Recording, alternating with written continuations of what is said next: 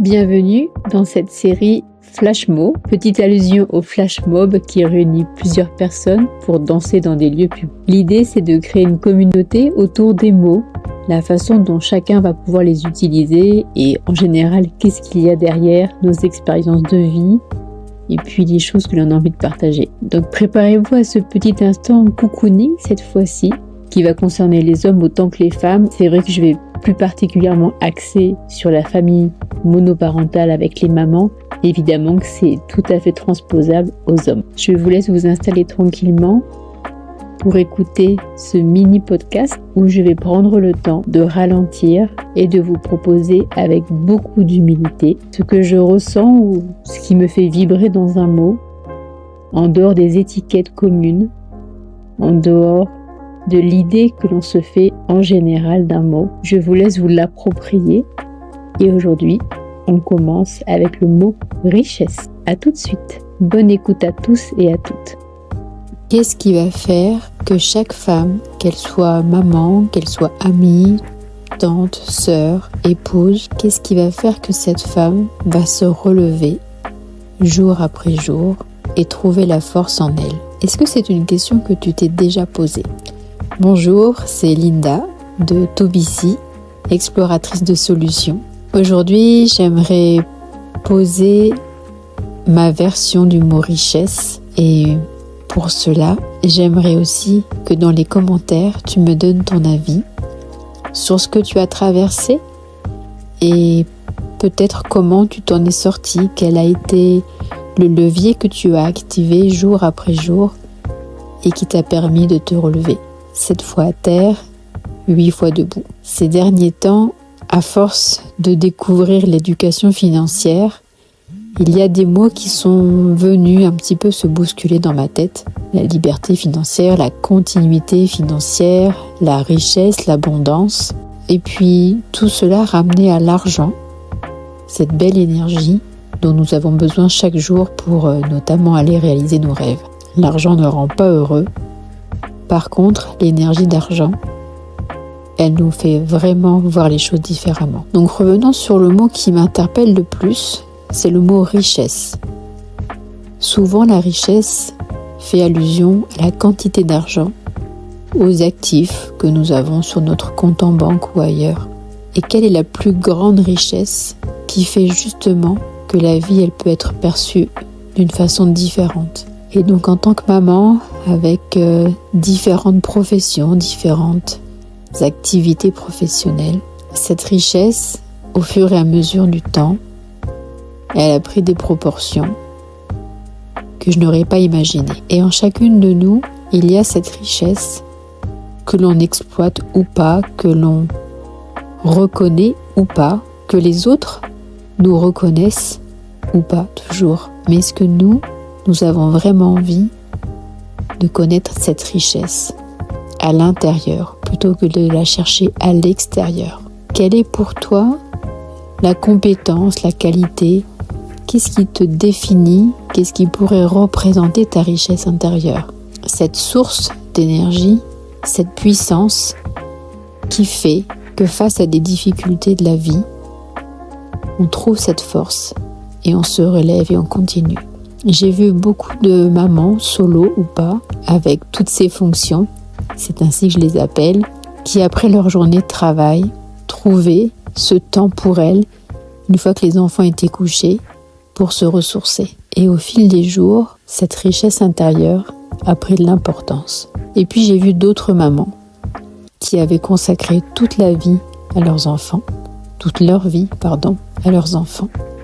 Et une fois que ceux-ci sont partis du nid, sont allés faire des études supérieures, ont trouvé une activité professionnelle, ces mamans ont vécu une petite ou une grande dépression parce que la fonction de maman étant moins activée au quotidien, c'est-à-dire qu'elles se géraient elles-mêmes, elles se sont senties démunies, une sorte de pauvreté. Qu'est-ce que je vais faire? Pour qui je vais le faire? Mes enfants, mon enfant, sont en dehors de la maison. J'apprends à faire pour moi. Quel est le sens de ceci? Et puis certaines ont réussi à passer le cap, et d'autres, qui se définissaient par cette fonction ou ce statut de maman, ont gardé un moment cette sensation de manque. Alors les générations X ont traversé cette période puisque il y avait l'éducation d'être une mère, nourricière, créatrice, et on ne parlait pas forcément de ce qu'il y avait après. Et certaines retrouvent une jeunesse une fois que les enfants sont partis, une fois que la tristesse a été remplacée par la joie de se découvrir et de profiter de la richesse intérieure.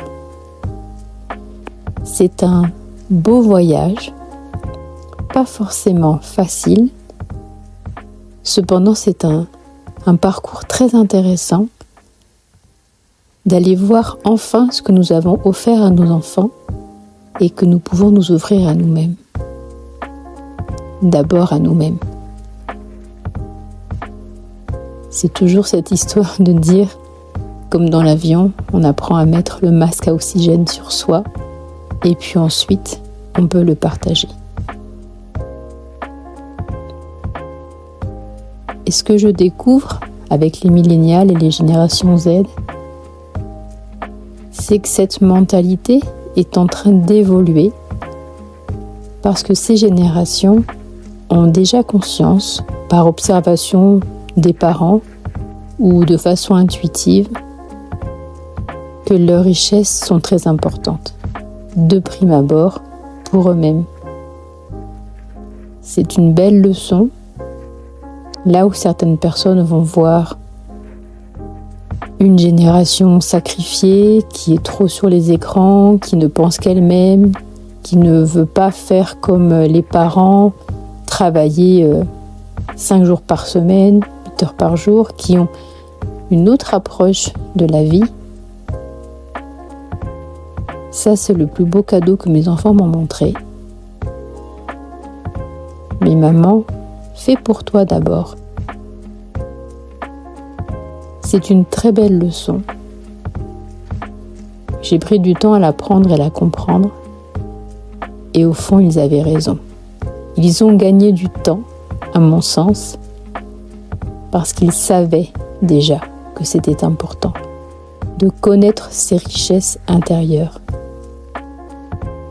Alors, à tous les mamans solo qui des fois doutent de l'éducation qu'elles ont donnée ou qu'elles auraient voulu donner à leur enfant,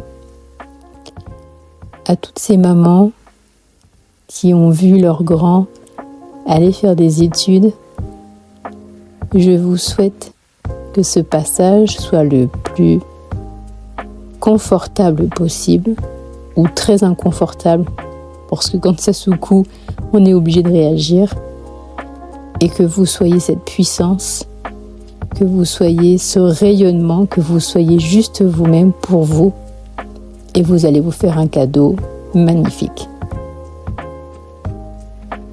En attendant, en tant qu'exploratrice de solutions,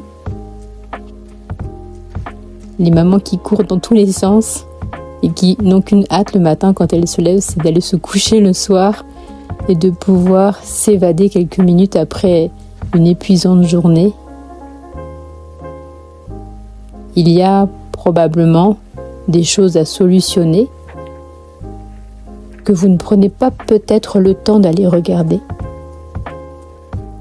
Et là, ce qui me ferait très plaisir, c'est que juste par une phrase, vous posiez dans les commentaires ce qui est le plus délicat pour vous à gérer. Et chaque auditrice qui fera cela, bien sûr, je répondrai au mieux dans les commentaires. Cela nous permettra de créer une communauté, de voir que nous traversons les unes et les autres des choses similaires et de proposer des solutions pour que ce soit mieux pour vous. Vous savez, en tant que maman, ce qu'on aimerait évidemment, mais qui n'est pas possible ou peut-être que c'est pas nécessaire, que nos enfants ne souffrent pas trop, qu'ils ne soient pas malades ou bien qu'ils guérissent très vite. On aimerait leur éviter des passages qui ont été douloureux pour nous. Cependant, quand ils traversent ces moments-là, à leur façon, cela les aide aussi à grandir dans tous les sens du terme. Donc mon côté maman, mon côté femme, s'exprime aussi avec vous, dans le sens où s'il y a des caps qui sont difficiles à passer, si cela fait écho à un passage de ma vie, avec plaisir, je vous partage ce que j'ai trouvé comme astuce, ce que j'ai pu mettre en place pour que ce soit plus facile. En quelque sorte, si je pouvais être devant vous en tant qu'éclaireuse et puis vous faire gagner du temps en vous disant ce passage, peut-être que ce serait bien de le contourner, que mon expérience elle puisse servir à certaines. Cela me ferait beaucoup plaisir. Donc je compte sur vous, je vous remercie pour les commentaires que vous allez poser, pour les problématiques que vous allez exposer.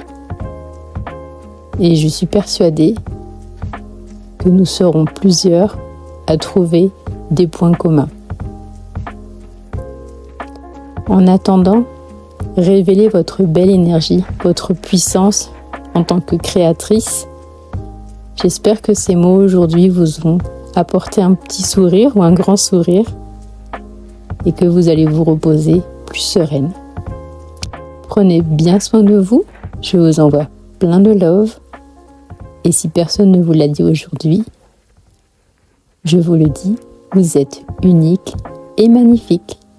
Je vous embrasse et à très vite.